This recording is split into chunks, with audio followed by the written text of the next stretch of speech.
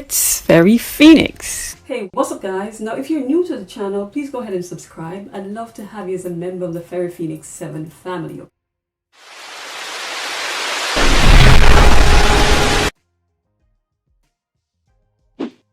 This particular story happened when I was about 14 years old, and it happened in Jamaica. Now looking back, I didn't really realize at the time how dangerous it was until I became an adult and I was telling the story and I'm thinking, oh my God, I could have died. In Jamaica, we lived in what we call a housing scheme. In that particular scheme, there was a path behind it that led directly to the school. So instead of taking a taxi to go all the way around and to pay to go to school, most of the students at that time for that school walked through that shortcut. The thing about it though is that the school had a shift system, so you had a morning shift and an afternoon shift. I sometimes ended up on a morning shift. At this particular time I was on a morning shift. And by this time, I'd been walking through that shortcut so many times that I didn't really think about it. Like I wasn't worried about anybody hurting me because it was a safe neighborhood. It was a really nice neighborhood in Jamaica. So this particular morning, as I'm walking through just minding my own business, because I'm always about my business, I noticed these two guys, like they're walking ahead of me. They're in front of me, approaching me. They're not really approaching me, like they're coming and I'm going, okay? So I'm just minding my own business as usual. And I realized they started to look at each other.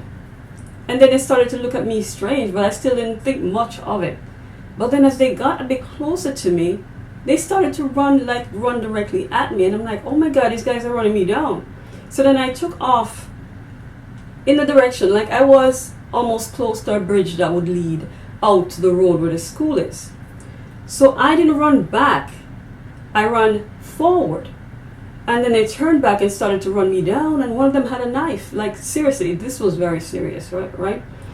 And one of the guys, when he was running me down, he took out a knife and he got really close to me and grabbed me by my uniform shirt at that time. And he had a knife and he actually stabbed after me with the knife and tore the back of my uniform. Now when I ran out at the bridge there are some homes on either side of the bridge.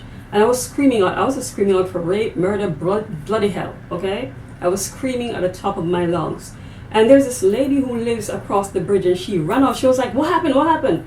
And this is a particular lady that I always pass when I see her out. I always pass and say hi to her. Because I'd passed that place like 1,000 times. Trust me, okay? So she's like, what happened? I'm like, two guys are running me down, trying to kill me, trying to rape me or something, right? So she said, okay, come over here. So she called me inside of her yard. Because after the guys realized, when he did that, stabbed the back of my blouse, and he realized that I got away, I thought I got stabbed because that's how crazy it was. When he realized that he didn't get me, they started to go back like they were going. There's so many bridges at that place, but they turned back like they were leaving. But he actually stood there. One of them actually stood there for a while, looking to see what would happen. Like they really were haunted. These guys really was looking to rape or kill somebody. So anyways, as I'm there, I saw a friend of mine. He lived in the neighborhood, and this was a guy who protected the people of the neighborhood. Like, he was one of those big brother kind of person. But he was riding his bicycle. I don't know where he was coming from that early, because this was about 7:30 a.m. in the morning, because I was on the morning shift. And I saw him. Let's say his name was Mark. So I'm like, Mark, two guys just attacked me and tried to hurt me. So he's like, what? Because he's like, he had me like as a little sister. So he's like, where are they? So I pointed to where one of the guy was, but when I looked, he had left. Because he was like lurking around, sort of like, a predator would at prey. And when this particular guy, Mark, I'll call him Mark, went to look for the guys, he rode up and down looking for them and couldn't find them. So he came back to me, because at this point I was still over at the lady's house, because I really didn't want to, at this point I didn't want to go, I couldn't go to school because I had to change my uniform shirt because I was busy. Trust me, when I went into the lady's house, I was telling her, I got stabbed, check my back. And she was like, no, I don't see any blood anywhere. But my uniform was torn, so I couldn't go to school. And so as I was over there waiting for Mark to come back, he came back and told me he didn't see the guys. He asked me to describe them and stuff like that. And I described them to him. He's like, he doesn't know about them. But at that time, I went home, like, but I didn't really take it seriously. I didn't take it as seriously as I should have taken it, because I was young and innocent, and looking back, like when I became 20 and probably 21 or so, and I'm looking back at it, telling the story. That's when I started to realize just how serious it was. Like, these guys could have raped me and killed me. So that's why there's a legend about Jamaican shortcuts, or any shortcut, not just Jamaican shortcuts, but any shortcut at all, that it's best to just take the long road, because some shortcut could give you a short way to your grave, okay? But I'm thankful, looking back, that God protected me.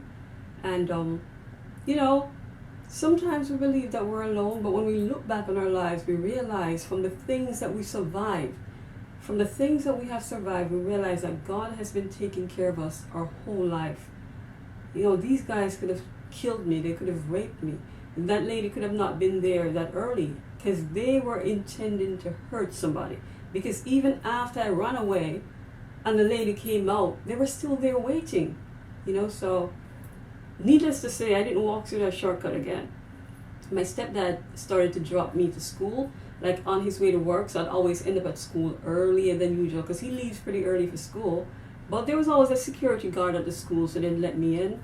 But I never walked through that shortcut again, even though I did it for years. But it just goes to show that you just never know. You can never be too careful or too careless, because there are always predators out there just waiting to hurt somebody. So, have you ever had any stories like that happen to you? If you have, be sure to let me know. And what do you think of my story? Like, why didn't I take it seriously? Like, in the moment I was afraid, but after I just forgot about it, like it was no big deal. But it was a big deal, because they could have hurt me. Anyways, guys, until next time, that's my story time for today. Peace and God bless you. Hi guys, I want to introduce you to my book, How a Player Got Played. It is now available on Amazon. You can get yours in soft copy for only $3. How a Player Got Played.